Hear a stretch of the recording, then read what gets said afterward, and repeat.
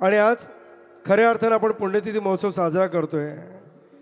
तर ज्यांच्यावर साक्षात बाप्पाचा वरदहस्त आहे, आई तुळजाभवानीचं छत्र आहे, अशा मुंगसाजी माऊलीच्या प्रेमाखातर भक्तिखातर इथे उपस्थित आहात।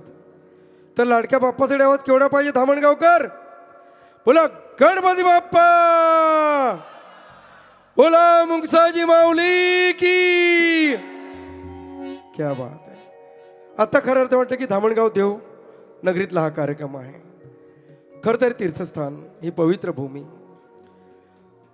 रामकृष्ण संत सज्जनांच्या पदस्पर्शाने पावन झालेली आणि खऱ्या अर्थाने ज्या भूमीवर श्री संत श्री भगवान मुंगसाजी माऊलीच्या रूपानं साक्षात तुळजाभवानीचा ज्या गावावर वरदहस्त आहे, आम्हा कलावंतांचं भाग्य की आज आम्ही हा कार्यक्रम इथे अर्पण करतोय श्री मुंगसाजी माऊलीच्या चरणी। मंडळी, तुम्ही आम्ही मराठी माणसं घडलो वाढलो या मराठी मातीत। या मातीची महती आम्ही काय वर्णावी? अनेक संत महंतांचे वर्णन केलंय ती आपली माऊली म्हणून।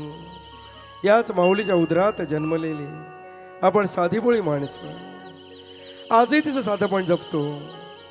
आपली सकाळ सुरू होते, दिनक्रम सुरू होतो सूर्यदेवाच्या आगमनानं। पण एक छोटासा फरक आहे मित्रांनो, शहरातली सकाळ होते घड्याळच्या काट्यावर घड्याळच्या गजराने, पण गावाकडची सकाळ धामणगावची पहाट ही काही एवढंच असते। अहो, पूर्व दिशेला पहाटचे रंग येऊ लागतात, कानावर ऐकू येतो पक्ष्यांचा किलबिलाट, गाई वासरांचा हंबरणं आणि जात्यावर चालणाऱ्या ओव्या। काळोखाच्या गर्भालाही प्रकाशाची ओढ असे, कोंबड्याच्या साधेला या सूर्यनारायणाची साथ असे। खातला सडा माऊलीने रांगोळीचे पुसट ठसे, पहाटेच्या स्वप्नाला या ओवीचीही दाद असे। दळीते दळाणा नामदेवा घरी, जनाबाई